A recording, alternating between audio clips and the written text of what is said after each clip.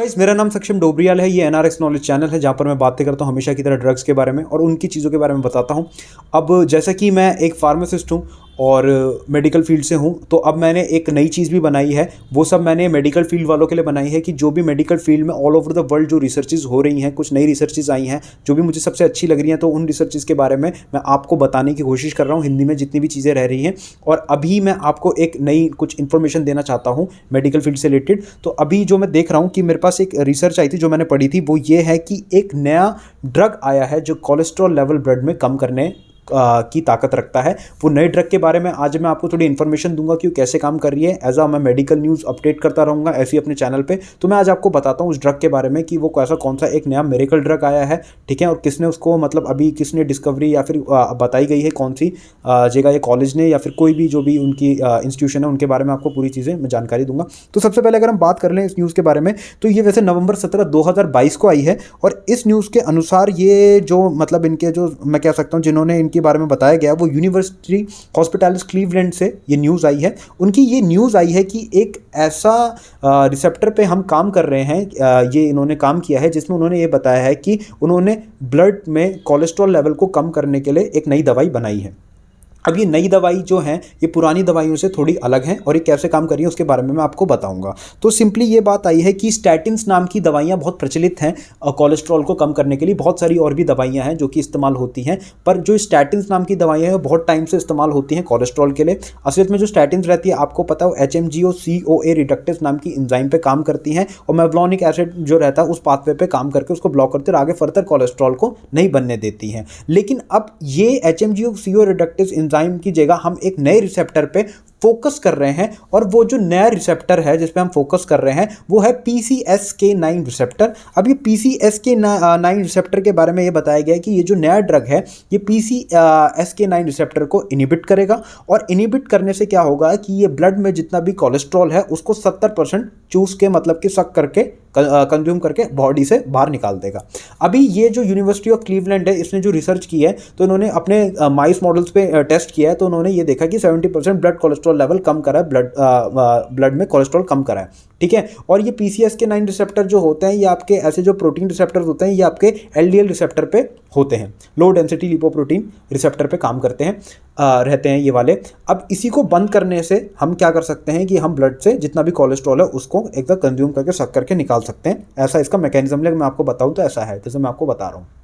अब इसका जो ये जो ड्रग है अभी ये मार्केट में आया नहीं है, अभी इसका एक बहुत बड़ा ड्रॉबैक चल रहा है क्योंकि इनसे पहले जो दवाइयाँ थी स्टैटिन्स वो ओरली इस्तेमाल होती थी और ये ड्रग ओरली अभी अवेलेबल इतना नहीं है। अभी इसके लिए हम इसकी पूरी प्रक्रिया चल रही है, जैसा कि इसकी बारे में मैं पढ़ा। अभी क्या चल रहा है कि ये ड्रग आपका क्या बोलते हैं एक शॉट्स के तौर पर इस्तेमाल होगा, ये अभी ओरली अवेलेबल नहीं है। और जो स्टैटिन्स है वो बहुत ईजिली ओरली अवेलेबल है जिस कारण वो ड्रग मार्केट में थे।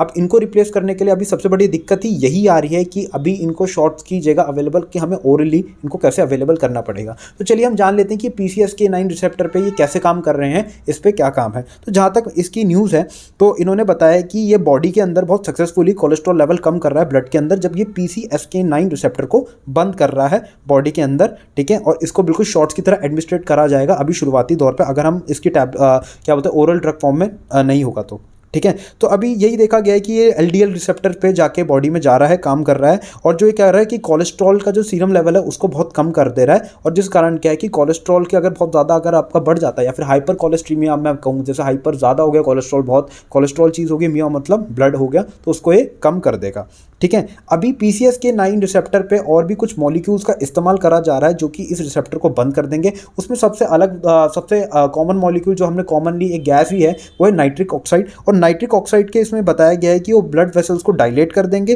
जिस कारण क्या होगा कि लोअरिंग कोलेस्ट्रॉल, बहुत आसानी से आपका कोलेस्ट्रॉल है वो बहुत कम हो जाएगा। और नाइट्रिक ऑक्साइड भी कहीं ना कहीं PCSK9 रिसेप्टर का एंटागोनिस्ट है, मतलब वो उसको बंद करेगा और इससे ब्लड कोलेस्ट्रॉल लेवल कम हो सकता है ऐसे ऐसे करके। और बैड कोलेस्ट्रॉल जितनी भी है आपका 70% वो आराम से 70% आपका बिल्कुल सक करके आराम से दवाई जो उसके निकाल देगी, ठीक है।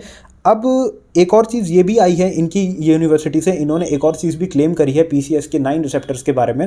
वो ये क्लेम करी है कि PCSK9 आगे जाके और भी अगर हम इस पर रिसर्च करी जाए तो ये कैंसर थेरेपीज़ में भी बहुत अच्छा इस्तेमाल कर जाएगा। अब इनके अनुसार वो बात क्या है वो मैं आपको बता देता हूँ। इन्होंने ये कहा है कि PCSK9 एक सिर्फ LDL रिसेप्टर का टारगेट नहीं है उनको डिग्रेड करने के लिए। वो ये कह रहे हैं कि ये बॉडी में जाके MHC1 जो रहता है आपका हिस्टोकम्पैटिबिलिटी कॉम्प्लेक्स, उस पर लिम्फोसाइट्स पे भी काम कर रहा है। स्टैमलर एक जो साइंटिस्ट है उन्होंने ये कहा है कि ये कैंसर सेल्स की रिकॉग्निशन देगा और इससे क्या होगा कि कैंसर सेल से मतलब अगर हम इसको इनहिबिट तो कैंसर सेल की रिकॉग्निशन भी दे देगा और ये कैंसर सर्विलेंस में काफ़ी अच्छा इस्तेमाल हो सकता है। ये वाली चीज़, इस चीज़ के बारे में उन्होंने बताई है। ठीक है, तो अभी वो कह रहे हैं कि शायद हम इस पर और भी काम करें कि कैंसर पे ये रिसेप्टर जो कोलेस्ट्रॉल को कम कर इस रिसेप्टर को बंद के कोलेस्ट्रॉल जो हम कम कर रहे हैं तो आगे जाके हम इसको कैंसर की भी थेरेपी में इस्तेमाल करने का इनका ये है, और जो काफ़ी मेरे को बढ़िया बात लगी। और कुछ साल बाद मुझे ऐसा लग रहा है कि अगर ये रिसर्च सक्सेसफुल होती है तो स्टैटिन्स नाम की जो दवाई, लोवास्टैटिन, सिम्वास्टैटिन, अलग अलग नाम की जो स्टैटिन्स नाम की दवाई आती है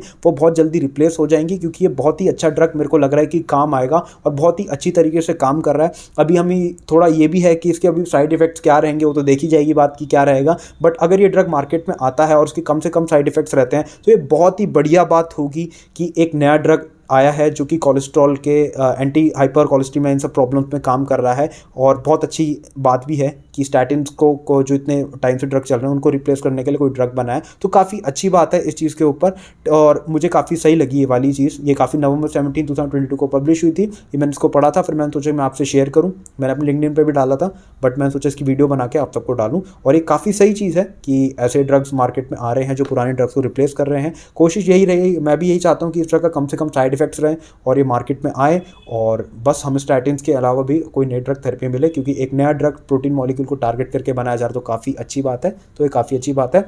अगली वीडियो में मैं आपको कोई और अपडेट दूंगा रिलेटेड टू मेडिकल, फार्मास्यूटिकल, इन सब चीज़ों के बारे में। तब तक आप मेरा चैनल देखते रहिए और इसको अगर अच्छा लगे तो और लोगों में शेयर भी करना। ठीक है, तब तक मेरा नाम है सक्षम डोबरियाल, ये है NRX knowledge channel. Thank you.